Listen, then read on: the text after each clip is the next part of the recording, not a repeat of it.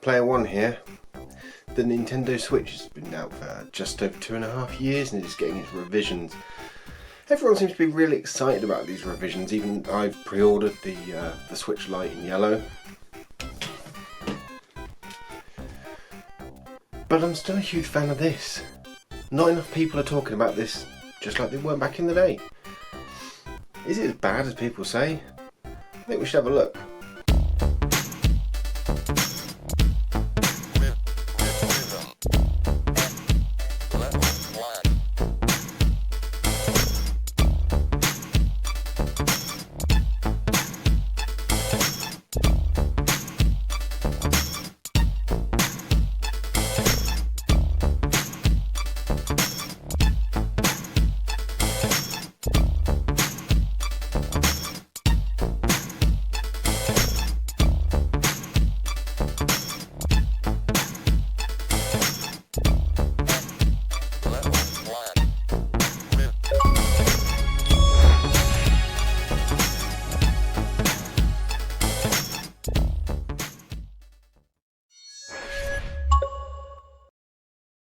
Today I'm going to be looking at the Wii U in retrospective.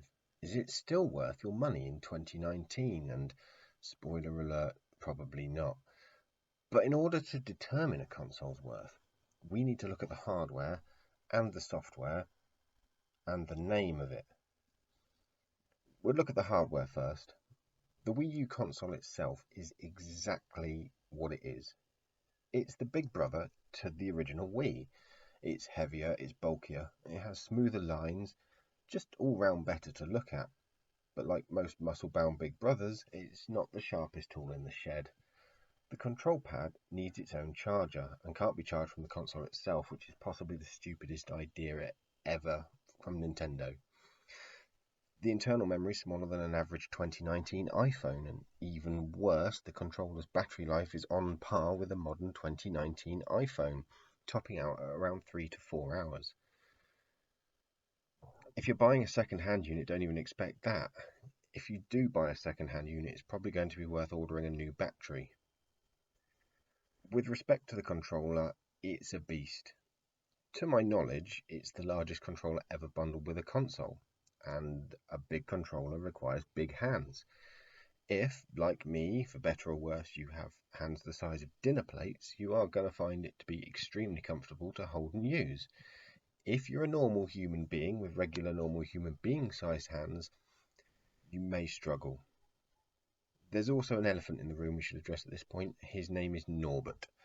He's a resistive touchscreen wedged between your buttons. It's not a bad screen. It works fine for watching Netflix or playing games that have the ability to mirror to the TV screen while your lazy ass is in bed or on the toilet. But the range isn't great, probably 15 to 20 feet. If you have a big house, chances are you're still going to need to pause your game and read the back of the shampoo bottle while you take a dump. As for its use in games, well, when this was originally advertised, it looked to be a smaller touchscreen to go alongside your TV screen, effectively making the Wii U a consoleized version of the DS, which is a bloody fantastic idea. And I think the Wii U may have even been a huge commercial success instead of a massive failure if they'd just added, say, a 3DS DS cartridge slot on the front. Instead, what actually happened was most games just mirror, and those that do use the control pad for other things tend to just use the screen for maps or inventory items, which is a massive shame. Well, where it is used really, really well, it's used really, really well, but that's on like 2 games. The Wii U has 2 or 3 different variants depending on your opinion. The first model, the Basic Pack. This contains the bare minimum to get started. For your money, you'll be getting a console, a gamepad, their respective chargers, and a HDMI cable, which is included as a nice touch. Most consoles didn't come with HDMI cables back then, or any electric products didn't come with HDMI cables back then. This model has its pros and cons. Firstly, a huge negative, you only get around 8 gigabytes of storage. I say around 8 gigabytes because it's not 8 gigabytes. It's close to 5 due to the operating system of the console. On the flip side, you can add an external hard drive to expand this, and like I say, it's 2019. Who doesn't have a spare hard drive lying around? Memory sticks will work just as fine. The console's main plus is that it comes in a crispy white colour. The only way to get the white one is to buy this one, and it's beautiful. It shows less smudgy fingerprints, and it just looks fresh and clean. It certainly wouldn't look out of place in a dentist's office. That's an obscure Atari Jaguar reference for anyone paying attention. Both the Pro and Con for the 8GB basic bundle will be big pros in the future. This is the model people never wanted and still don't want due to its limited storage. The white one is going to grow in value and become more scarce. The second model of the Wii U is the Piano Black. This one comes preloaded with greasy fingerprints that will never buff out, causing it to look used right out of the box. A nice feature for those who like the well-played retro console look. The box also contains everything the basic does, but in black, along with two small lumps of U-shaped plastic that work as a vertical stand, a Wii U sensor bar, because yes, this thing has backwards compatibility, and a dock for the gamepad to make charging as easy as just putting it down. Well worth your extra money. The dock, well, on the plus side, it means that whenever you end your game and put your controller away, it will charge, so you'll never want to play some Splatoon only to find your controller's dead. However, on the flip side, the dock plugs into the mains charger for the control pad. It doesn't come with its own one, which would have left you with three power supplies, which means that if you want to charge your pad while playing, because you're 3 hours deep into Splatoon and on a roll, you're going to have to faff around with plugging and unplugging chargers. This model comes with a super beefed up internal storage of a massive whopping 32GB, so again, nowhere near enough. Again, a HDD is likely to be a necessity. It's worth noting at this point, the Wii U has an SD card slot. Yes, I hear you cry. Internal memory boost without extra cables or sticky out bits. No, sorry. It would have been good, wouldn't it? But no, the SD card slot works primarily for Wii U game data. You won't be able to store whole games there. It's just for saves. The last model is actually the most common model to find, and that's the Zelda Windwaker Special Edition. With it being as common as it is, it makes it the least special edition ever. The Umbra Witches and the Lumen Sages, two clans that wielded incredible power just 500 years ago. The clans of the Overseer, watching over us all with the eyes of the world. The power to govern light and darkness. Did you miss me?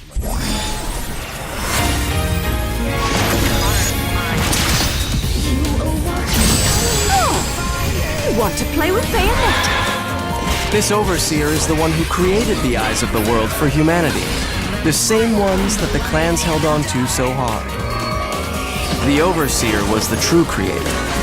The true god of the human realm. The god of chaos. The sacred mountain of Thimbleventer. The joint's supposed to be the link between Inferno and Paradiso. They say there is an entrance to Inferno, the gates of hell, somewhere on this mountain. No one knows where, though. Huh? You could see me. Because we're both in Purgatorio. Purgatorio?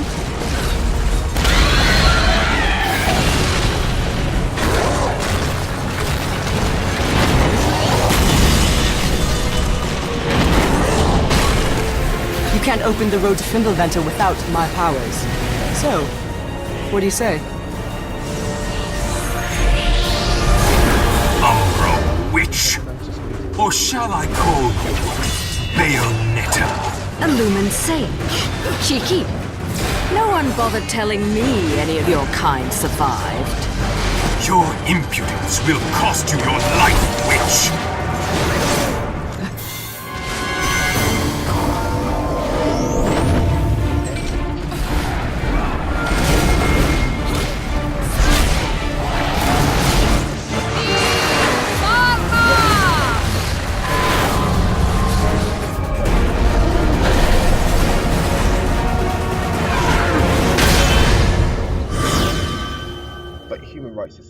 can't deny the results. Sean, I'm on my way. Just behave yourself for a bit longer. Was a new Super Mario Brothers game, the same as all of the others. Only this time it was you. And it was the same deal again, but the level designs were slightly improved over the previous releases. But this wasn't even Mario's final form, because Super Mario 3D World to this day remains my favourite Mario game. Nintendo took the best features of the 2D Mario series, the best features of the 3D Mario series, and forced them to have incestual relations, the resulting offspring being one of the most fun ways you can have with a plumber, despite what adult websites will lead you to believe. Mario Kart 8 released and was a solid entry. DLC in a Mario Kart game, for some reason, wholeheartedly accepted. God knows why. I want to unlock my characters by winning races, not by my credit card. But Sonic and All-Stars Racing Transformed hit the scene and tickled my nostalgia button for the first time since 1993. I liked Sega's Sonic game more than Nintendo's Mario alternative. But Mario hit back once again with Mario Maker, which was amazing. Where's my Sonic the Hedgehog maker? Metroid was having a small nap, as was Link, which led to Metroid Prime Trilogy on Virtual Console being your best bet. And Wind Waker and Twilight Princess both saw HD remakes, and boy are they worth your time. Genuinely amazing remakes, the way Wind Waker was handled. It was a great game that was overlooked on its initial release. It was nice to see being brought back to the spotlight, and Twilight Princess over the HD, it just looks beautiful. But then Link woke his ass up. No, seriously, Breath of the Wild revealed he'd actually been asleep this whole time. I don't care what anyone says, Breath of the Wild is a Wii U game. The Switch game is just a port of the Wii U game. It's actually the Switch, not the Wii U, that doesn't have its own Zelda game until Breath of the Wild 2 releases. Nintendo also gave us Splatoon, which was nice, Star Fox, which wasn't, but let's be fair, the only time Star Fox was ever good was when it was a type of game no one had ever seen on a home console before. So it was never good. It was just new. Star Fox will never be new again, so the chances are it will never be good again. Deal with it. Third-party offerings that did come turned out to be okay. Black Ops 2 and Ghosts were solid entries into the Call of Duty franchises. By solid entries, I mean they're the same game, different logos on. That's how Call of Duty works. Assassin's Creed gave us the definitive edition of Assassin's Creed 3. It's the same as every other one, but with the map being on the screen in your hands, it draws you into the game more, having to look down at the map that you're holding, just like your character would. It was a nice little touch. They also gave us Black Flag, which was great. We had Bayonetta 2 come out as an exclusive title, which is an amazing game, but wouldn't really call it a system seller. On the whole, the Wii U does have a great library. The trouble is it's a small one. If you're a fan of JRPGs, for instance, like I am, well, the Wii U gives you a whole choice. Xenoblade Chronicles 2, which is fantastic. It is a superb game. Or Tokyo Mirage Sessions FE, which is superb again. But that's your choice. Just two games. One thing Wii U does have, though, is the Virtual Console. Take that, you Switch piece of crap. You have your basics like the NES and SNES, which offer a good selection of really good games at really good prices, while Chrono Trigger for SNES is sadly missing. Earthbound Beginnings, also known as Earthbound Zero, also known as Mother, was released in the West on Virtual Console on the Wii U in full glorious English for the first time ever, and it's still a Wii U exclusive today. A few choices from the N64 library are here. Super Mario 64 and some other games no one cares about. Game Boy Advance offers up a small, relatively mediocre library.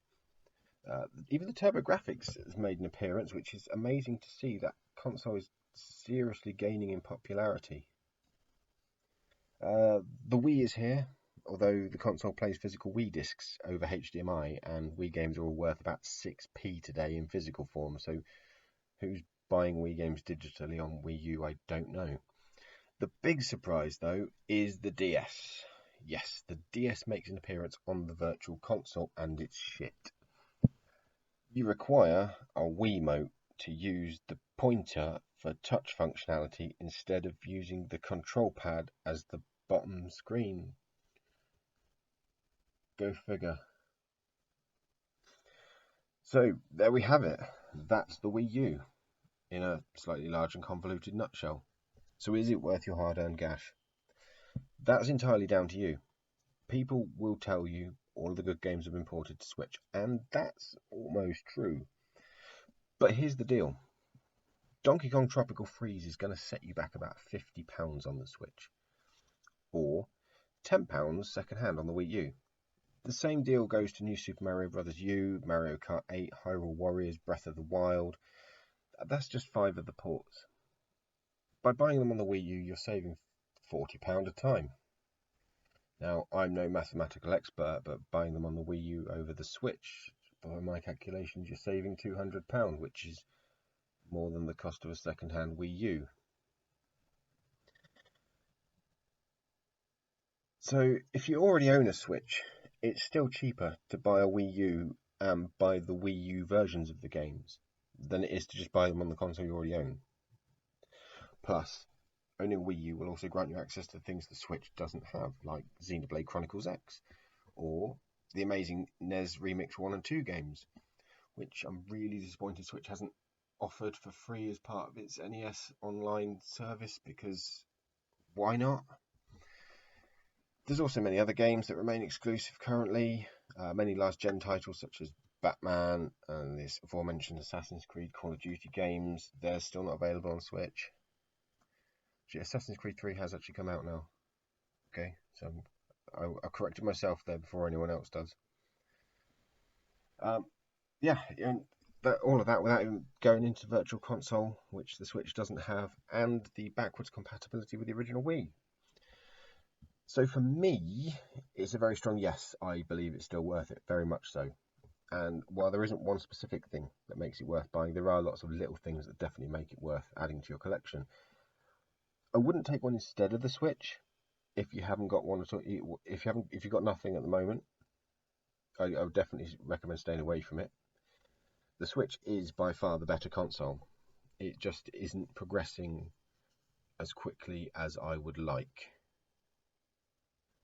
But if you own a Switch already and fancy a second console without forking out a massive amount for PS4 or an Xbox One, and you hate the prices of the retro game market like I do, then by all means pick up a Wii U, plug it in, have the best time of your life while society ostracizes you for it. Because fuck it, who needs society when you've got Super Mario Bros. 3D World?